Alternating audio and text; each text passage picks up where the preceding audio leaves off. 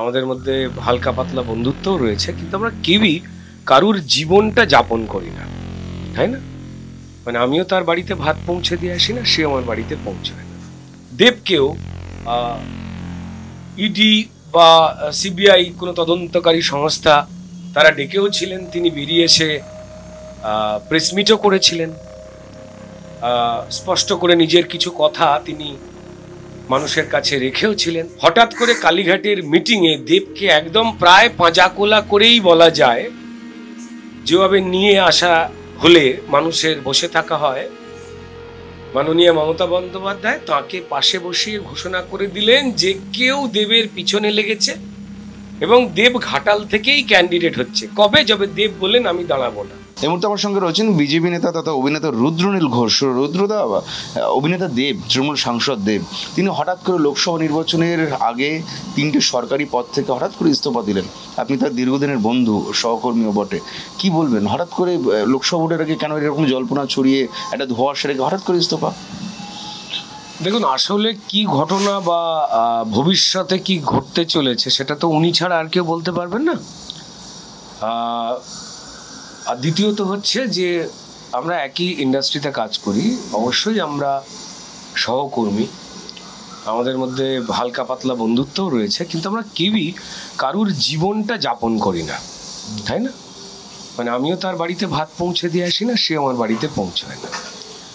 কিন্তু যতটুকু দেখতে পাচ্ছিলাম বেশ কয়েকদিন ধরে, বা যারা দর্শক রয়েছেন তারা আরও ভালো বলতে পারবেন, যে 21শে জুলাইয়ের মঞ্চে একবার কাঁধে সিলিন্ডার নিয়ে দেব উঠেছিলেন বা তাকে ওঠানো করানো হয়েছিল, গ্যাসের বড় একটা লাল সিলিন্ডার নিয়ে 21শে জুলাইয়ের মঞ্চ 2022-এ। তারপর থেকে কিন্তু বড়ভাবে তৃণমূলের প্রচার মঞ্চে দেব কেন, তৃণমূলের প্রচুর এমএলএ বা এমপি যাদের একটা সামাজিক পরিচিতি আছে, যা কোনো রাজনৈতিক দল তৈরি করে দেয়নি, বিশেষ করে তৃণমূল তো তৈরি করে দেয়নি, তারা ক্রমশ একটা দূরত্ব তৈরি করেন।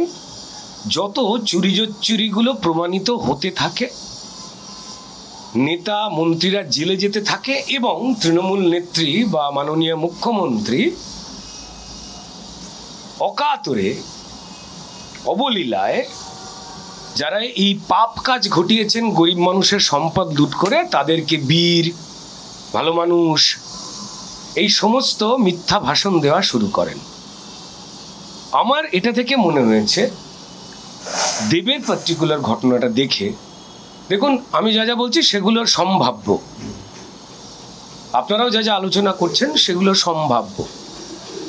আমি এই ক্ষেত্রে এটাই বলতে পারি যে বহুদিন ধরেই তিনি অ্যালুপ ছিলেন অনেকের মতোই, এবং বেশ কয়েকদিন আগে তিনি একটি টেলিভিশন চ্যানেলের ইন্টারভিউতে হঠাৎ করে তিনি বলেন, এই বিভিন্ন জায়গায় বিভিন্ন মঞ্চে তৃণমূলের সঙ্গে অনুপস্থিত থাকবার পরে এই ঘটনাটা আগে শুরু হয়েছিল, যেখানে উনি শুধু নিজেকে এমপি এবং মানুষের জন্য কাজ করা লোক হিসেবে তিনি একটা ওয়েদার বা আবহাওয়া তৈরি করছিলেন।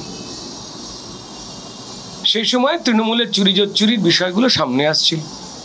হ্যাঁ, ঘটনাচক্রে দেবকেও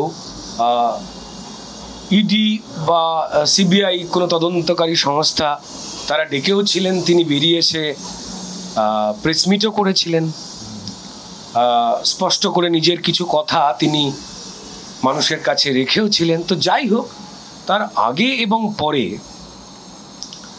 শুধু দেব নয়, আবার বলছি, দেব কিন্তু নিজেকে এক নিরপেক্ষ এমপি এবং তারপর তৃণমূলের বিভিন্ন মঞ্চে না উপস্থিত হওয়া, এবং তারপর কয়েকদিন আগে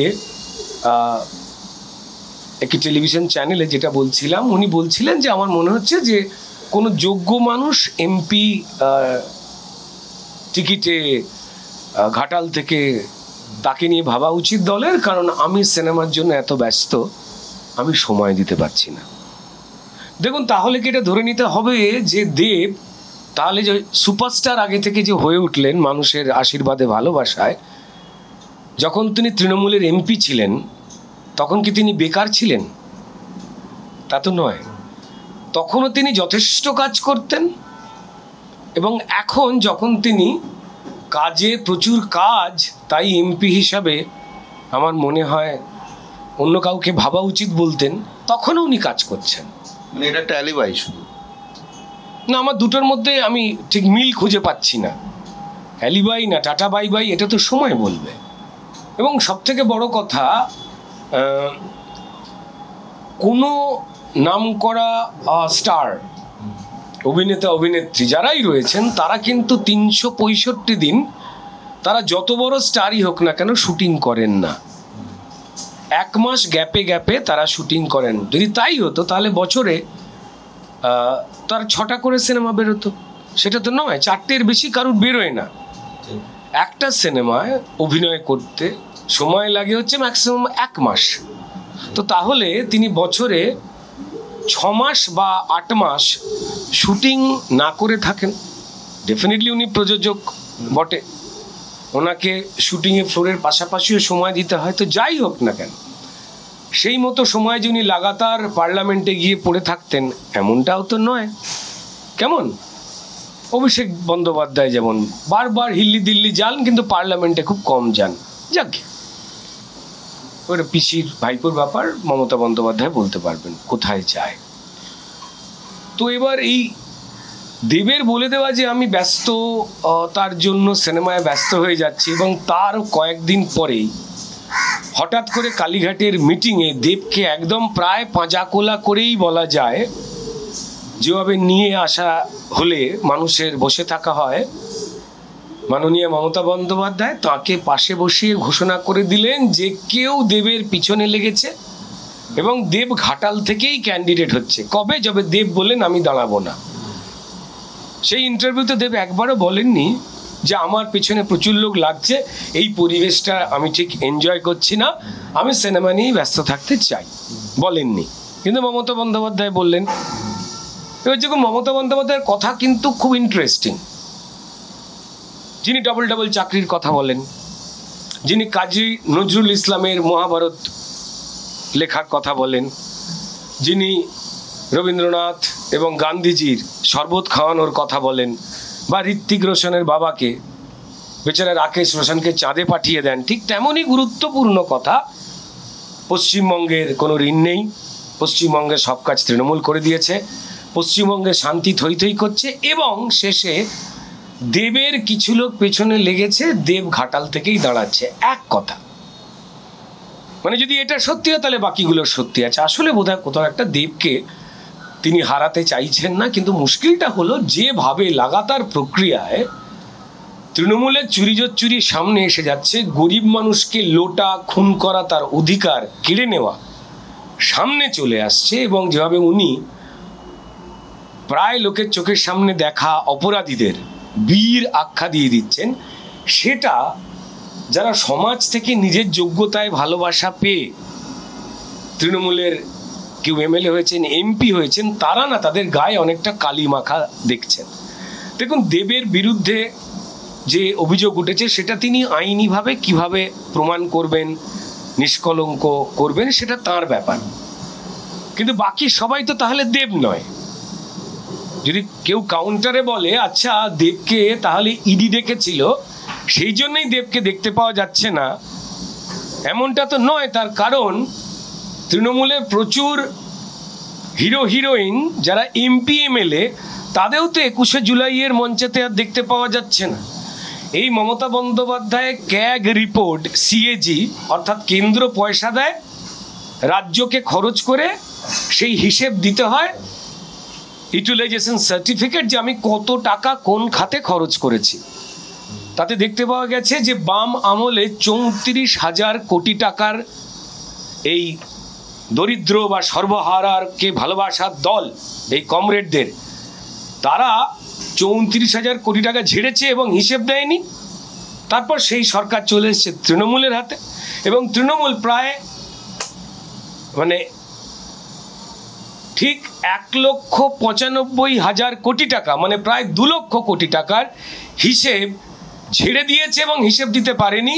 তাই বিভিন্ন টাকা যে রাজ্যগুলোতে বিজেপির সরকার নেই, তারাও হিসেব দিচ্ছে এবং টাকা নিচ্ছে। শুধু একমাত্র পশ্চিমবঙ্গ, যেখানেও বিজেপির সরকার নেই, এই মমতা বন্দ্যোপাধ্যায় তিনি হিসেব দিতে পারছেন না এবং মঞ্চে উঠে মানুষকে আবার ভুল বোঝাবার চেষ্টা করছেন এবং মুখ্যমন্ত্রীকে কুশব্দ প্রয়োগ করছেন। এটা নিয়ে দুবার করলেন। এই একই শব্দ বালক বলে যেটা বলেছেন সেইটা এর আগেও প্রয়োগ করেছিলেন। আমি জানি না মেন স্ট্রিম মিডিয়া কী করে চোখ কান বন্ধ করে নেয়।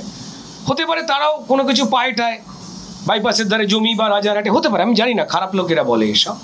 তো যাই হোক না কেন, সেই ধরনা মঞ্চে তিনি বলেছিলেন যে সমস্ত এমপি এমএলএ টেমএলএদের আসতে হবে। সেখানে ঝনঝনে গলায় কল্যাণবাবু ছাড়া আর কোনো এমপিকে দেখা যায়নি।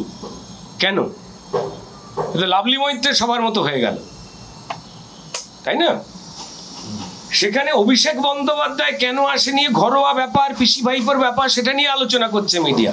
কিন্তু একবারও মেনস্ট্রিম মিডিয়া বলছেন না, দুর্ভাগ্যজনকভাবে। জানি না কি দালালি করতে চাইছেন কয়েকজন, বা কাকে বাঁচাতে চাইছেন, বা কি লোকাতে চাইছেন। তারা প্রধানমন্ত্রীর উদ্দেশ্যে মাননীয় মুখ্যমন্ত্রীর অশ্লীল বা কুশব্দ প্রয়োগ করা, সেটাকে এড়িয়ে যাচ্ছেন। তিনি যেভাবে মিথ্যে ক্যাগ রিপোর্টটা নিয়ে মিথ্যে কথা লোককে বলছেন, সেটা এড়িয়ে যাচ্ছেন।